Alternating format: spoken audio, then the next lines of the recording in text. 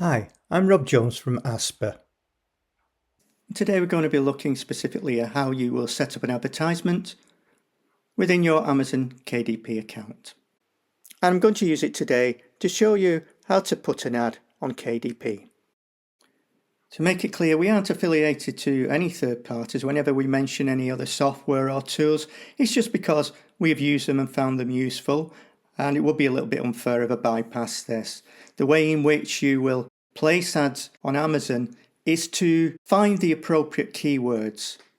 Keywords really is a game of trying to second guess what people will write in when they are doing a search in the hope that that search will take them to your work. This software called Rocket, as you can see, has a number of functional tools within it, but today we are going to specifically use the keyword search. Formats is either ebook or paperback. We're going to choose it for all formats just to make it easier, although we're going to sell ebook. And I'm just searching to see what terms might have something to do with teacher biography. So these are similar books, these are the authors, and even the ASIN, ISBN numbers for those books. Inevitably, I will see things on here that aren't really relevant. And as I go through these later, I will eliminate any terms that I think are going to waste my spend. You can export these quite easily to your desktop. I'm just changing the name for my reference. And I think with a book, say,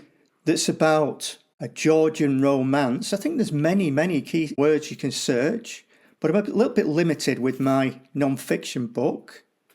So you will probably guess that in this new search, there will be a lot of crossover with the first one. But for now, that doesn't matter, and I'll show you why in a short while. So I'm just going to come out of there, and you can see this is how it's saved. I have changed it from Apple numbers to Excel because I think most of you will be more familiar with Excel. And in there, from both sheets, I have taken every title, every author, and even the search numbers and put them in a column. In Excel, there is a tool in which you can remove duplicates. And when you've done that, you just need to copy it. You do not need to use those ASIN numbers if you don't want to, but remember, some people do actually use those to search. Oh, here's my book. So how do I create an advertisement? Go to the three dots to the right of the ebook or the paperback, if it's that, and it will say promote and advertise. It gives you a few choices here. We talked before about KDP Select. That's something you can sign up to for a 3-month period. And it is showing you a content. We'll talk about that some other time, but it's well worth using. You're running an ad campaign. Choose a country that you want to use as your marketplace. I'm using the UK. And out of the two is a sponsored product. You're trying to sell your product. Continue. Give your ad group a name, which distinguishes it from any others. You need to choose manual targeting because you're going to choose those search terms. You will see that it is kept in broad, phrase and exact, but you don't have to use all three of those. Bidding is quite complicated. You'll see there's a lot of high prices there, and the whole point is that you are actually competing with other people who might want to hit those search terms. So certainly at the beginning, it's worth keeping those bids quite low, and I would use the same sum for everyone. Yeah, you will lose in that competition sometimes, but it's a good way of finding out what works and what doesn't early on. Then I am going to simply copy and paste that list we've made in Excel into here.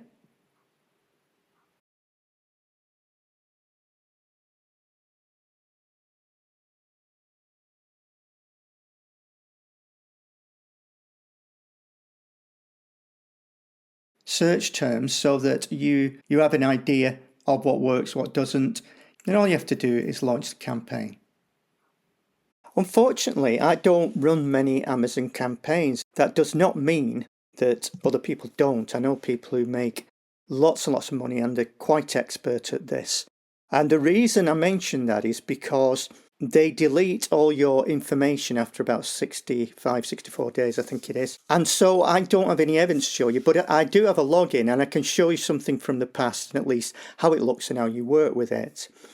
You will notice from some of the keywords that these relate to a history book as opposed to the book I've just been showing you. I'm going to show what information you get in these columns, and you can see the targeting type shows there with the keywords that are broad. They've been paused at the moment. It even tells, this is 2019 when I had these in, so it's got the date of the campaign in as well. And as we did before, these are manual targeted sponsored products.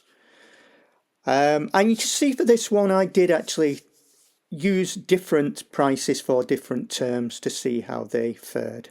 So they're the bids. The impressions, of course, how many times they show in front of people, clicks, how many times they click. Then the orders and sales will show next to that. And it will calculate your spend. And the ROES is important because sales and spend are very important, but you need to have some sort of formula that compares the two. So it says it's the revenue you receive from your advertising investment. This is calculated by dividing sales attributed to your ads by your spend. So it varies from campaign to campaign. I should add that if you are doing this, it is a long time before you get any worthwhile results. That doesn't mean you won't sell. You might be selling immediately, but if you've got 1,000 or more search terms there, it will take a while to work out which ones really, really work for you, and you want to be getting rid of. You'll notice on the left-hand side, you can see there's a where it says active, there's an on-off switch. You just get rid of the ones that aren't working. Even if you're getting lots of clicks, if there's not clicks and sales, you need to move on from that. Hope that's been useful to you. These videos and tutorials are provided free by Asper. Please access the platform regularly and support others by responding to questions in the forum, looking in the bookstore, attending webinars, and our once-a-month pros and cons online coffee morning chat. It will only survive through member engagement, and please remember you can support this free association by giving a small financial contribution on the site. Thank you.